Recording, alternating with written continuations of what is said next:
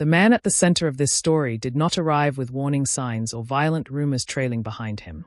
He arrived with a smile, a firm handshake, and the easy confidence of someone who understood how to be liked.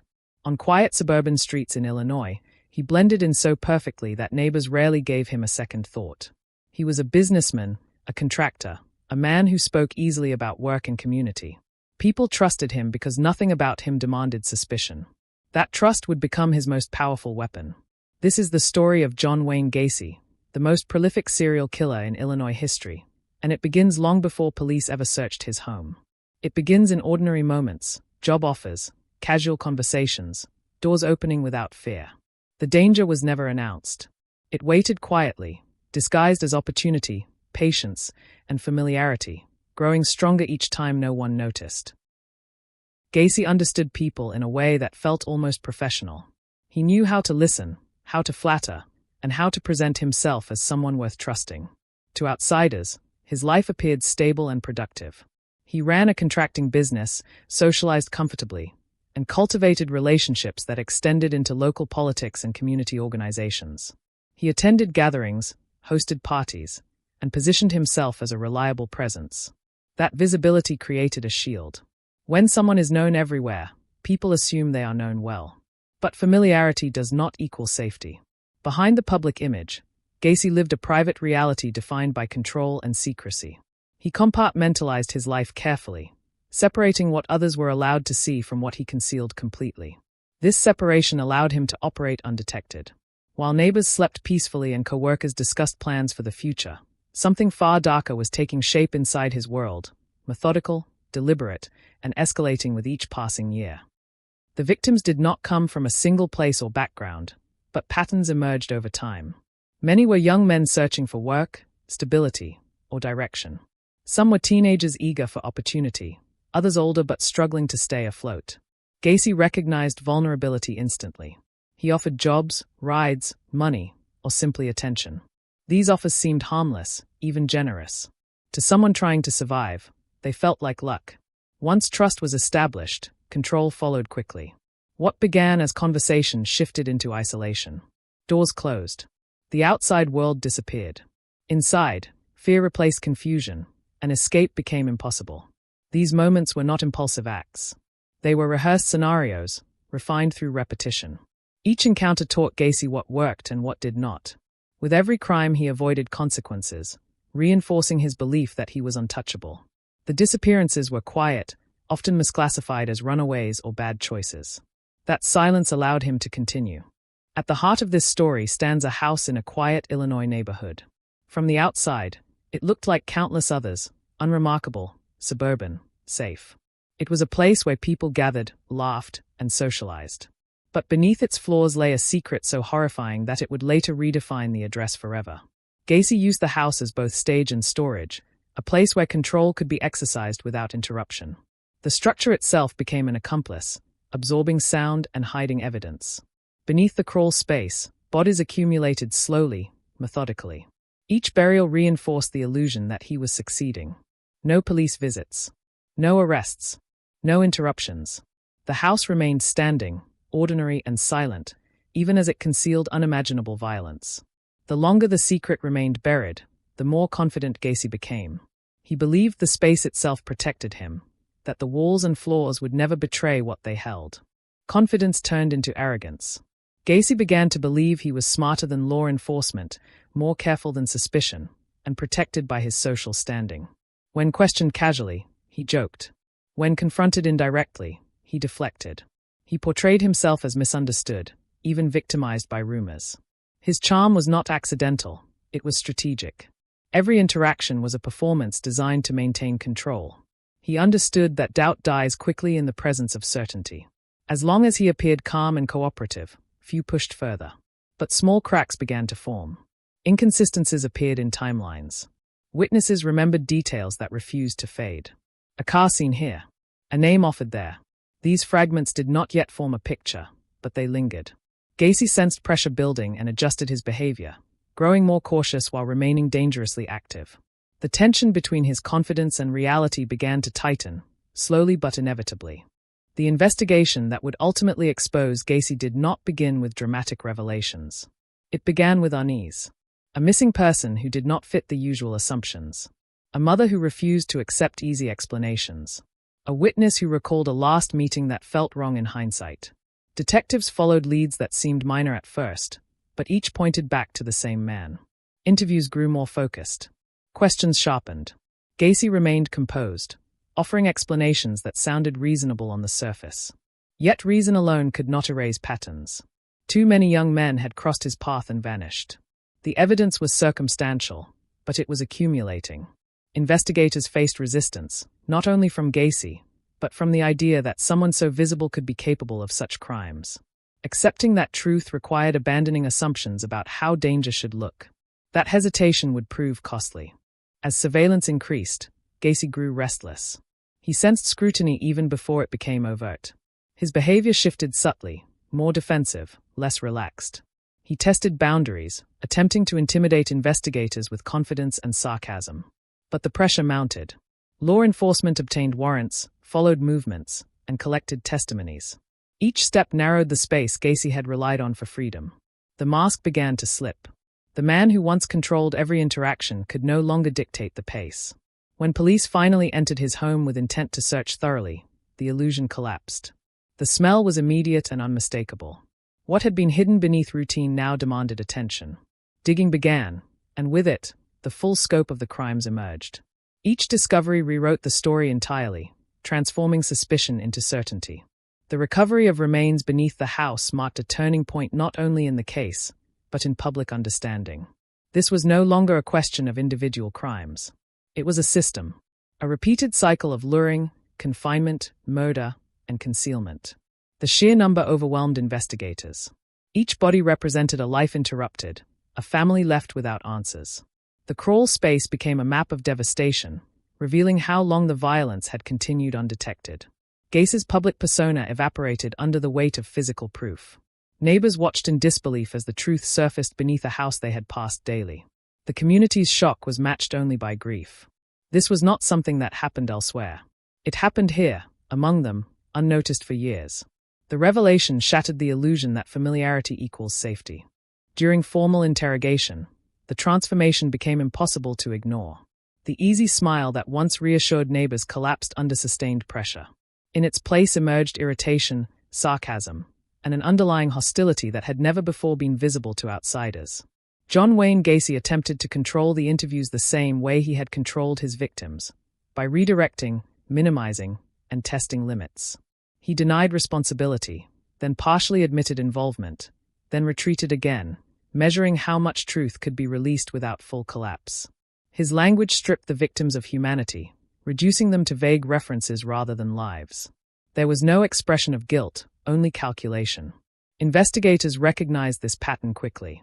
Each statement was documented, each contradiction preserved. What once passed as charm now read as manipulation. The man who thrived on dominance was losing it, minute by minute, as facts replaced performance. The mask had not slipped accidentally. It was being torn away, revealing something colder and far more dangerous beneath. As the case moved toward trial, the scale of the crimes reshaped everything around it. What had begun as a missing person investigation now dominated headlines and overwhelmed courtrooms. Families gathered, carrying photographs and unanswered questions, bracing themselves for details they had long feared but never confirmed. Prosecutors avoided dramatics, allowing the evidence to speak plainly. Each recovered victim was named, identified, and restored to the record as an individual life rather than a statistic. Defense arguments struggled against the weight of physical proof, witness testimony, and timelines that aligned too precisely to dispute. The jury was not asked to speculate or imagine possibilities. They were presented with a methodical account of years of violence hidden behind normalcy. When deliberations ended, the verdict came quickly. Guilty. The word carried finality, but not relief. Justice had arrived, but it had arrived late, trailing irreversible loss. Sentencing followed with solemn efficiency. The courtroom fell silent as the punishment was read, a moment heavy with meaning yet empty of resolution. The sentence acknowledged guilt, but it could not undo years of suffering or return what had been taken. For families, the legal conclusion offered structure to grief, not closure. Outside the courtroom, the world continued as it always had, creating a painful contrast between public routine and private devastation. The house that once concealed so much was demolished soon after, its destruction symbolic but incomplete. Removing the structure did not erase memory. The ground remained charged with significance, a reminder that violence had lived there unnoticed. Illinois was forced to confront a difficult truth. The danger had not come from the margins alone, but from within ordinary spaces where trust was assumed rather than examined. In prison, Gacy attempted to maintain relevance. He painted images that some found disturbing and others unsettling in their calmness. He wrote letters, granted interviews, and framed himself as a subject worthy of attention rather than accountability. These efforts revealed the same impulse that defined his earlier life, the need to control narrative. Yet time diminished his reach. Public focus gradually shifted away from his voice and toward the lessons of the case itself. Researchers studied investigative failures. Law enforcement agencies re-evaluated missing person protocols. Victims' names began to matter more than the man who ended their lives. This shift marked an important correction. The story no longer centered on the spectacle of the killer, but on prevention, responsibility, and remembrance. Silence had once protected violence. Attention now worked against it. The impact of the case extended far beyond Illinois. Nationally, it influenced how patterns of disappearance were evaluated and how assumptions about runaways were challenged. The idea that victims could be overlooked because of age, circumstance, or social standing was no longer acceptable. Forensic methods advanced, driven by the need to identify remains and provide answers where none had existed. Communities learned that visibility does not equal safety and that familiarity should never replace scrutiny. The crawl space beneath Gacy's house became a lasting symbol, not just of hidden crimes, but of what happens when warning signs are ignored. It represented the cost of delay and the danger of disbelief. Each reform inspired by the case stood as a response to lives lost too quietly. This story continues to resonate because it dismantles comfortable assumptions. It challenges the belief that evil is obvious or that danger announces itself clearly. Gacy did not rely on fear to succeed. He relied on politeness, routine, and social norms. He exploited the space between trust and verification, knowing most people prefer reassurance over suspicion. Understanding that gap is essential. Remembering this case is not about cultivating fear, but sharpening awareness. It reminds us that prevention often begins with listening, questioning, and refusing to dismiss discomfort. When systems fail, it is rarely because no one noticed anything. It is because what was noticed was ignored. As this section closes, the image remains unsettlingly ordinary. Quiet streets, familiar houses, a sense of safety that once felt unquestionable. The lesson is not paranoia, but responsibility. Awareness does not destroy community, it protects it. The story of John Wayne Gacy endures not because of the man himself, but because of what his crimes revealed about silence, trust, and neglect. Memory becomes a duty, and vigilance becomes an act of care. History does not repeat itself without permission. It repeats when warning signs are dismissed and voices go unheard. What lingered after the trial was not shock, but unease. People across Illinois began re-examining memories that once felt harmless. A friendly wave, a casual conversation, a man who seemed dependable. In retrospect, those moments took on new weight. Communities asked how such violence could exist without interruption, and the answers were deeply uncomfortable. The truth was not that no one noticed anything. It was that warning signs did not fit expectations. Disappearances were explained away. Complaints felt inconvenient. Trust filled the space where scrutiny should have lived. This case forced a reckoning with that reality. It showed how easily society prioritizes comfort over concern. The realization settled slowly. Monsters do not always isolate themselves.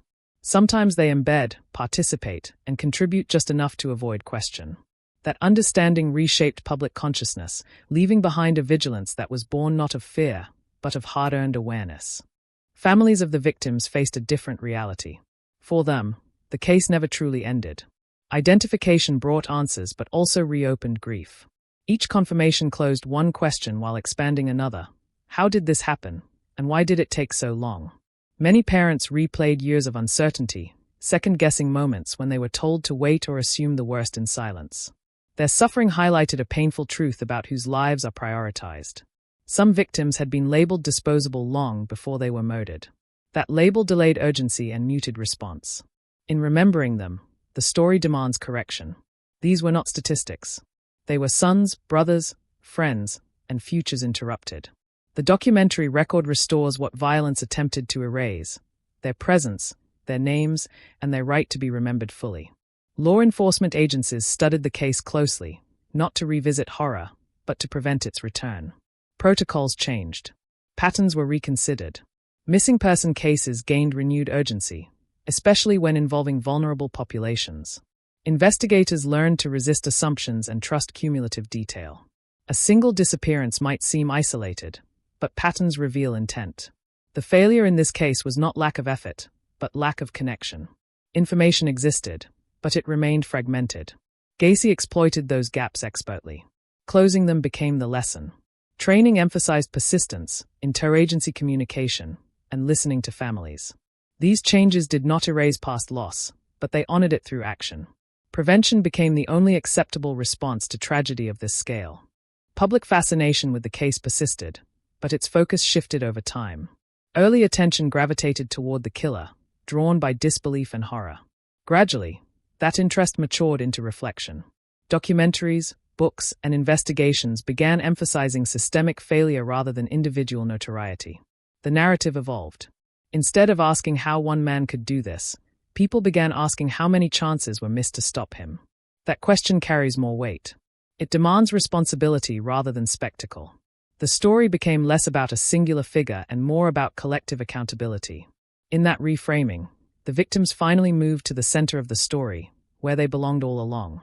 The demolished house became a symbol even in absence. Nothing stood where it once did, yet the space remained charged with memory. People visited, paused, reflected. The absence itself spoke volumes.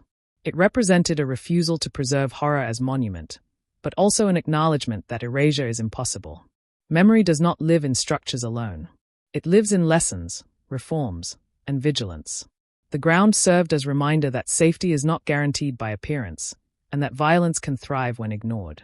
That understanding altered how communities viewed familiarity. Comfort was no longer enough. Years after the case concluded, the name still carried a quiet gravity that altered conversations whenever it surfaced. Not because of fascination, but because of recognition. People understood now that the danger had not been distant or theatrical. It had been local, conversational, and familiar. The realization unsettled assumptions about safety more than any graphic detail ever could. Communities learned that violence does not always arrive announced by chaos. Sometimes it arrives with routine, repetition, and trust carefully cultivated over time. That understanding reshaped how people evaluated behavior, authority, and reputation. It encouraged attention to patterns rather than personalities. The lesson was not to abandon trust, but to anchor it in verification rather than appearance. Silence, once mistaken for peace, was redefined as risk. Speaking up, asking questions, and resisting dismissal became acts of responsibility. This shift did not erase fear, but it transformed it into awareness. And awareness, unlike fear, has the power to protect rather than paralyze. Media coverage of the case also underwent an evolution that reflected broader cultural change. Early reporting emphasized shock, repetition, and the singular figure at the center of the crimes. Over time, that approach was questioned. Journalists and documentarians began examining how storytelling itself can cause harm by amplifying perpetrators while minimizing victims. The focus shifted deliberately. Names were restored. Backgrounds were explored. Context replaced spectacle. This change mattered deeply. Stories shape memory, and memory shapes response. By reframing the narrative, coverage became a tool for education rather than fixation. It highlighted failures, warning signs, and missed opportunities instead of notoriety. The case became less about how one man committed violence and more about how institutions and assumptions allowed it to continue. That reframing influenced how future cases were presented, reinforcing the idea that responsible storytelling can prevent repetition rather than contribute to it. In academic and professional circles, the case became a point of sustained study. Criminologists, psychologists, and sociologists examined how lead systems of neglect intersected with individual behavior. The findings emphasized that extreme violence rarely exists in isolation. It grows in environments where vulnerability is overlooked and accountability is delayed. These insights informed policy discussions and training programs, encouraging professionals to recognize cumulative warning signs rather than isolated incidents. The case illustrated how power can operate quietly, relying on access rather than force. It also demonstrated how assumptions about credibility can distort response. Victims who lacked visibility were denied urgency, and that denial proved catastrophic. These lessons extended beyond criminal justice, influencing conversations about ethics, governance, and institutional responsibility. The tragedy became instructional, offering knowledge shaped by loss and insisting that prevention requires systemic attentiveness rather than reactive force. What remains most unsettling is how ordinary the conditions were that allowed the violence to persist. There were no fortified compounds, no remote locations, no dramatic secrecy. There were routines, schedules, and social participation. This ordinariness challenges the belief that danger is always extreme or obvious. It asks people to confront the uncomfortable reality that harm can coexist with familiarity. Remembering this case is not about revisiting horror, but about interrogating comfort. Comfort can dull vigilance. It can soften questions and delay action. The story urges resistance to that instinct. Awareness does not demand suspicion of everyone. It demands attention to patterns, consistency, and silence. It requires listening when something feels wrong, even without immediate proof. That discipline is difficult, but necessary. History repeats not because people forget facts, but because they forget lessons. This case insists that the lesson remain active. As the narrative narrows toward conclusion, responsibility becomes the central theme. Responsibility does not rest with individuals alone, but with systems, cultures, and shared habits of response. When concerns are minimized, when voices are dismissed, and when delay replaces urgency, harm finds room to expand. This story underscores that prevention is rarely dramatic. It is procedural, persistent, and often uncomfortable. It requires believing people before certainty exists. It requires acting before proof becomes overwhelming. The legacy of this case lies in those demands. It reshaped expectations around accountability and reinforced the cost of hesitation. Memory, in this context, is not passive recollection. It is active obligation. To remember is to apply what was learned. To forget is to permit repetition. The story endures because it asks something of the present, not just reflection on the past. Quiet neighborhoods still line streets across the country, and daily life continues within them unchanged on the surface. Children play, neighbors talk, routines repeat. These details are not the threat. The threat lies in assuming that visible calm equals safety. This story challenges that assumption without dismantling community trust. It argues for balance rather than fear. Vigilance paired with compassion. Attention paired with empathy. Awareness paired with action. These qualities strengthen communities rather than weaken them. The case demonstrated that ignoring discomfort does not preserve peace. It erodes it. True safety depends on responsiveness and accountability. Listening carefully, acting early, and valuing every life equally are not extreme measures. They are foundational ones. The lesson is not to expect violence everywhere, but to refuse indifference anywhere. Justice ultimately arrived, but it arrived after irreversible loss. That timing shaped the entire legacy of the case. It illustrated that accountability delayed is protection denied. Systems function best when they respond early, not when they react after harm is complete. This realization prompted reforms, but also regret. Many asked what might have changed had urgency come sooner. Those questions do not have answers, but they have purpose. They guide future decisions. They remind institutions that waiting for certainty can be as dangerous as ignoring evidence entirely. Prevention requires courage, the courage to act amid uncertainty. This case made that truth impossible to ignore. Its impact persists because it redefined what responsibility looks like in real time. This documentary story is not intended to frighten, but to refine perception. It invites viewers to examine assumptions and recognize how easily they can be manipulated. It encourages skepticism without cynicism, awareness without paranoia. The value lies in discernment. When people understand how harm can hide within routine, they become better equipped to notice patterns that matter. The story's power comes from its restraint. It does not rely on shock to teach. It relies on clarity. Clarity is harder to ignore, and more likely to endure. At its core, this story belongs to the victims. Their lives extended beyond the circumstances of their deaths. They mattered independently of tragedy. Restoring that truth is essential. Memory that centers victims resists exploitation and honors dignity. It transforms loss into instruction and grief into resolve. The act of remembering becomes purposeful rather than passive. Their absence shaped change, and that change carries meaning only if sustained. Vigilance is how memory remains alive. The story concludes in the same ordinary spaces where it began. Streets that look familiar. Homes that seem safe. Conversations that feel routine. The difference now is awareness. Evil does not always announce itself loudly. Sometimes it depends on no one looking twice. The responsibility, once learned, cannot be unlearned. Attention is the final safeguard. Silence is no longer neutral. And memory, when honored, becomes protection.